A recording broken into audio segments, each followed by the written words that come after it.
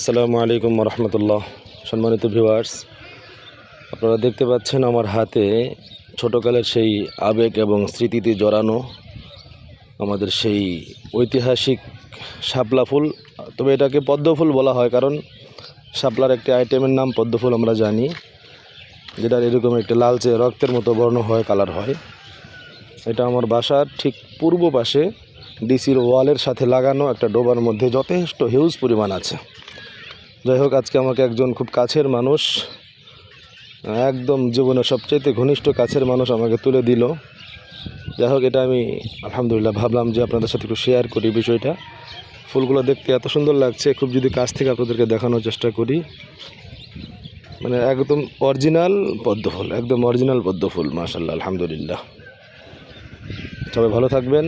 সবাইকে আজকের বিকালের পদ্ম ফুলের শুভেচ্ছা জানাইলাম। সবাই ভালো থাকবেন। আসসালামু আলাইকুম।